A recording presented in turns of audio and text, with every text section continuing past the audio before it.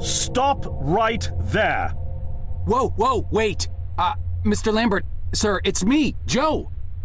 I don't know you. What are you doing in my house? You sent me here, remember? I've done no such thing. For an intruder, you're not very bright, you know that? For all the commotion you caused getting in here, you might as well have brought a bulldozer.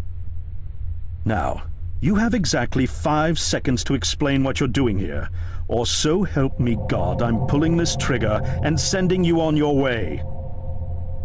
5. I was sent here. 4. By you! 3. You told me to find you, to warn you about the end of the world. 2. You were old, with white hair, and you got shot. Oh, God, please don't shoot me, Mr. Lambert. This, you gave me this. It's an chrono. It's a time machine.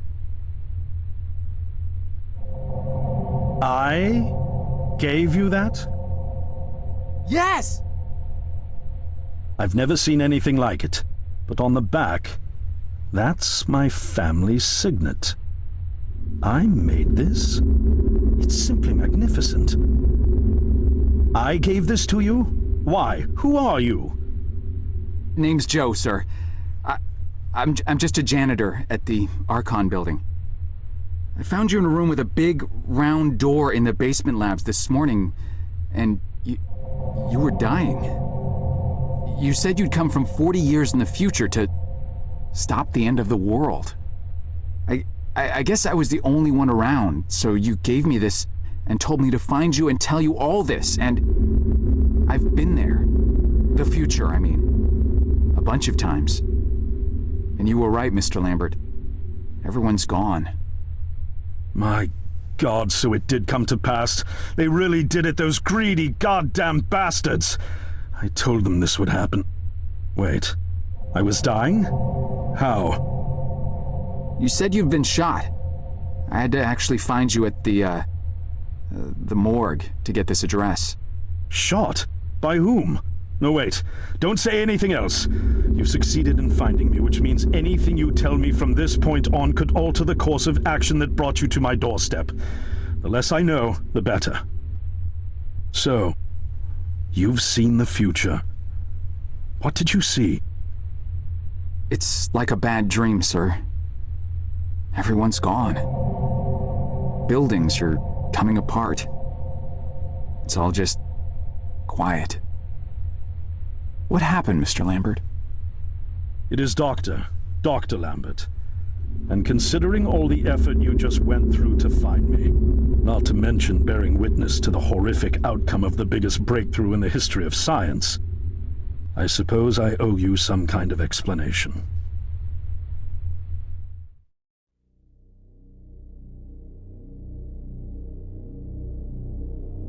I was 24 when I got hired by Archon, or Athena as it was called back then. Athena was one of the many weapons R&D companies formed during the Second World War.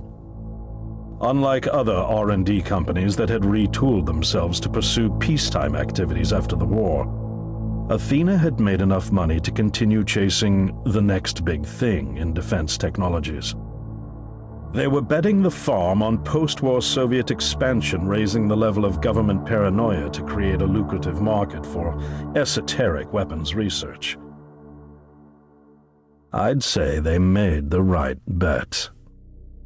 Still a theoretical physicist at MIT, my thesis on the possibility of time travel via dimensional membranes got published shortly after I was hired in 1961. Company heads were so impressed, they gave me a team and a budget. Development exceeded even my own expectations, and after only 6 years, we had the first primitive version of the time machine up and running.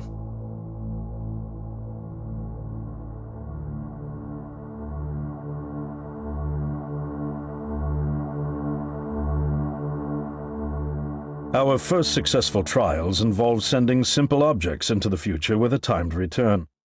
But with Archon running out of money, that was all the company bigwigs needed to secure a big fat contract with the Department of Defense.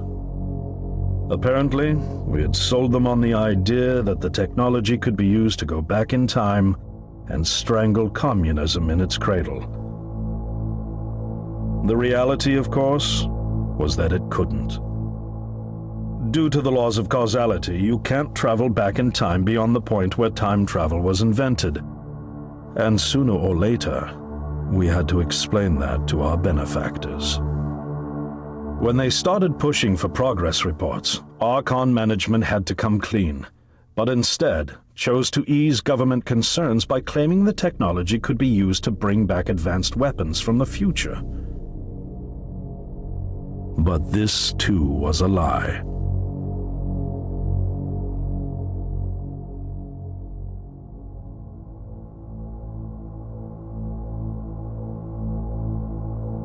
At this point, we'd already had our first of many human trials, and we knew there would be no weapons. In fact, our results were as terrifying as they were baffling. Time pilots returned frenzied and confused, raving about empty streets and human remains. At first, we assumed the city had suffered a Soviet attack in the near future and had been evacuated as a result. But as we pushed on further, the terrible reality became clear. Time pilots started returning fatally ill, dying within a day or two from painful convulsions. Some never returned. We lost several pilots, machine prototypes, and other equipment. When the first contamination erupted in the lab, we were completely unprepared, losing 3 lab technicians to what we later identified as an incredibly aggressive airborne virus.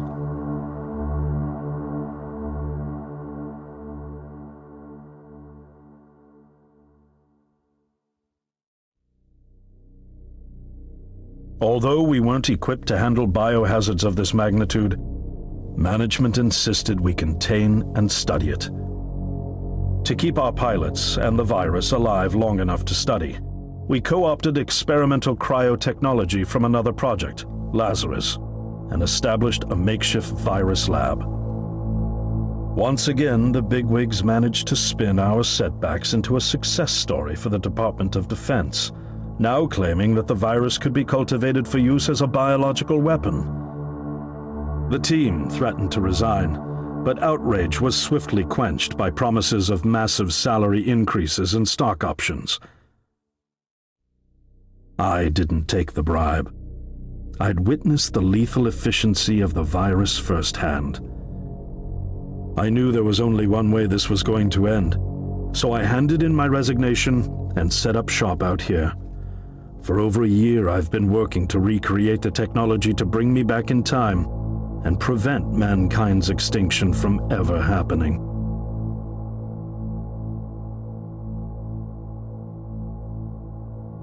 And now you're here, the harbinger of doom at my doorstep, wearing a boiler suit. Who could have imagined that Judgment Day would begin like any other Monday in May? In any case, unfathomable as it may be that you were able to bring this information to me, knowing is only half the battle. Preventing the outbreak will require more than just your tenacity. Me? Wait, what? Yes, I'm afraid I must rely on you one more time. You must go back to Archon and prevent the outbreak. No, that's, I mean, I'm really honored and everything, but... Believe me, you're the last person in the world I want to entrust with this, and I mean that quite literally. But by this time tomorrow, the entire city will have succumbed to chaos, panic, and death. You're here now, and you're all I've got. Wait, but what about you? Can't you fix this, Doc? Don't you have a plan? I can't go myself, because that would break the law of causality. The only reason you are here to warn me now is because I was there to send you. And the only reason I was there to send you is because I was able to bring my work to fruition here. But... We've no time to waste. It's the only way. You told me you found me this morning, correct?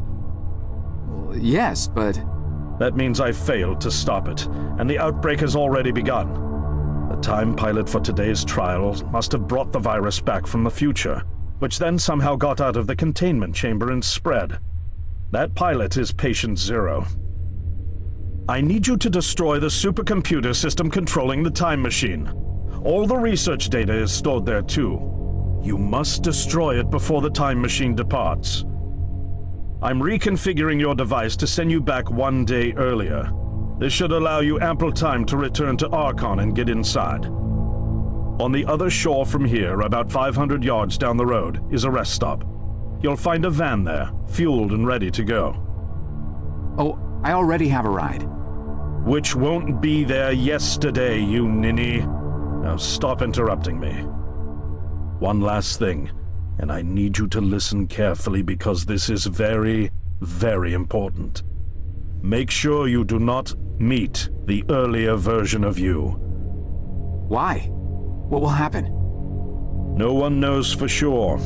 It's one of the conundrums not yet accounted for. There are theories, of course. None of them pleasant. Now, let's get you ready.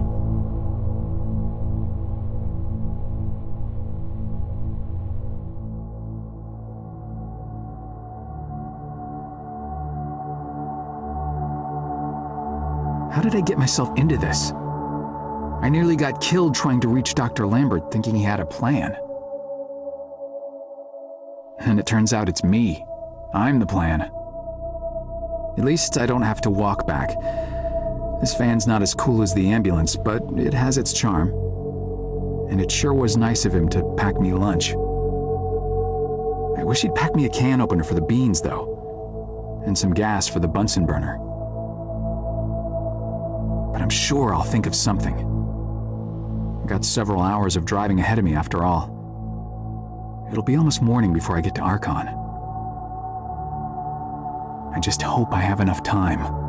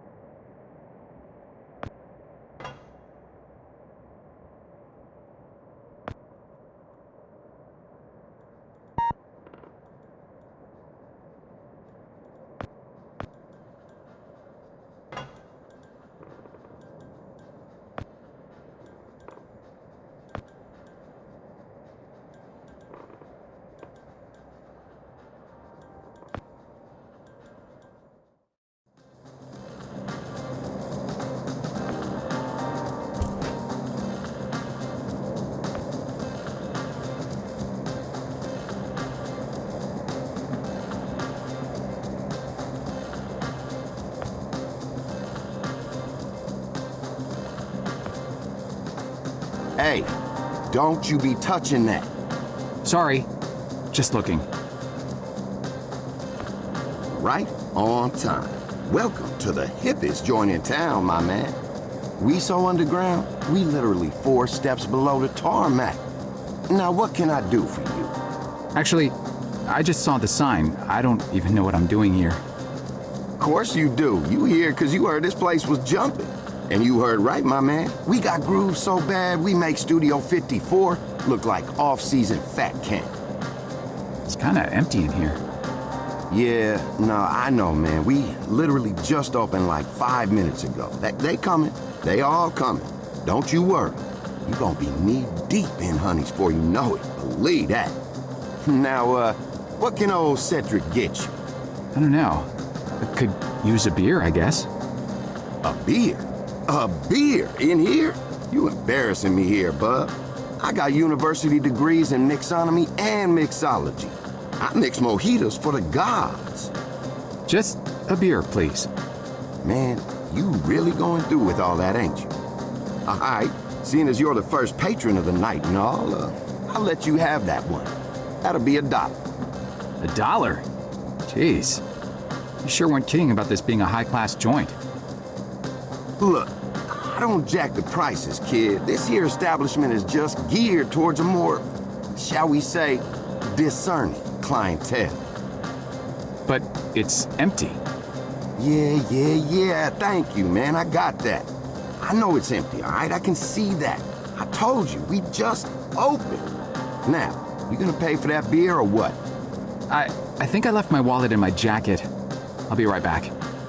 Oh, I'll be here.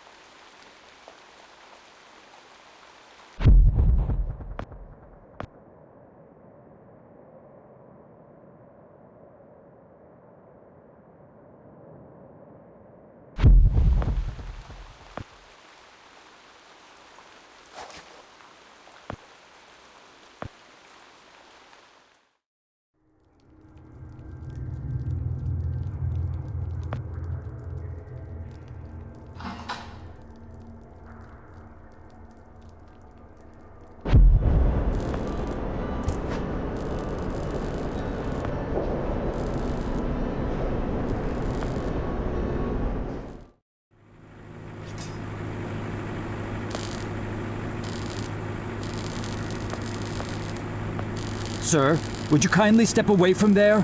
It's not safe.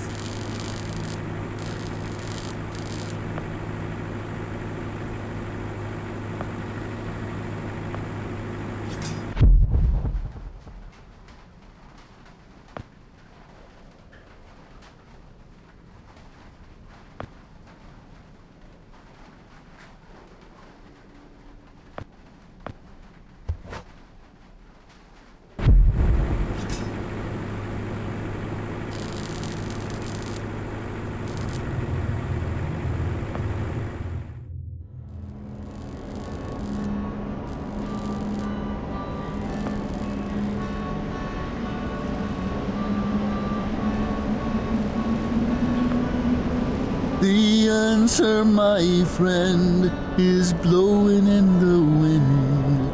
The answer is blowing in the wind.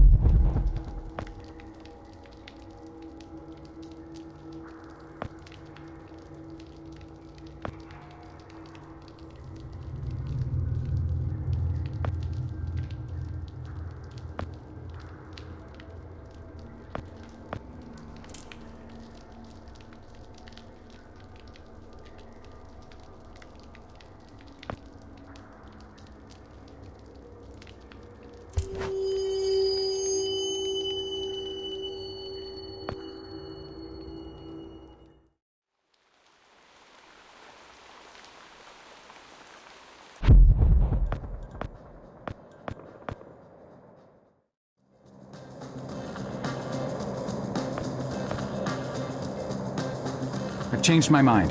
For the money, give me the fanciest drink you've got. A challenge, huh? All right, I'll bite.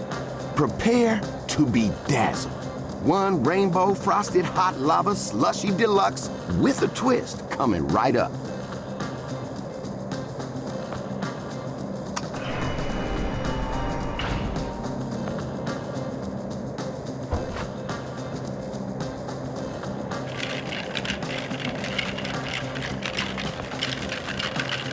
Whoa, hold your horses, Chief. It is complete. Now, you could just let it sit there for a while, have the layers settle for that smooth sensation. Or you could have it right away and blow out your taste buds with sheer delight. Your choice.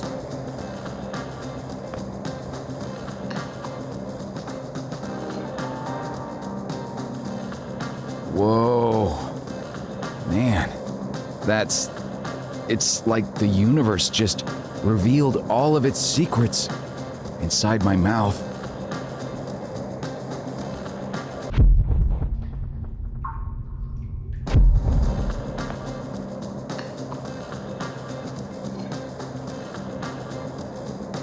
Sweet mercy. It's like riding sidecar with a unicorn down a mountain of cashmere sweaters.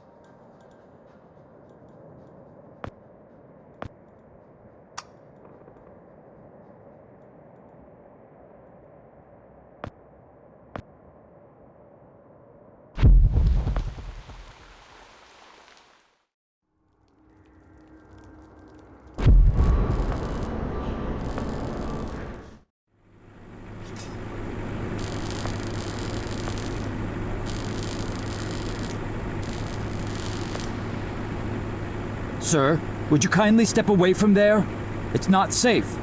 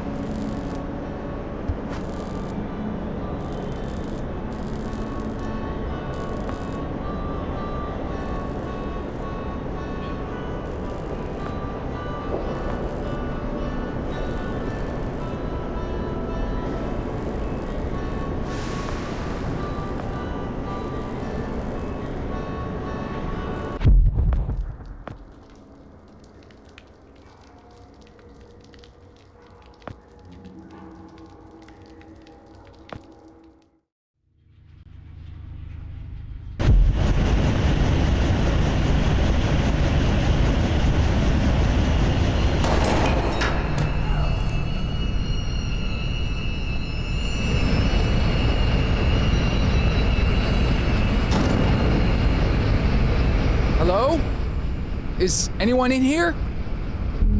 Oh, drat.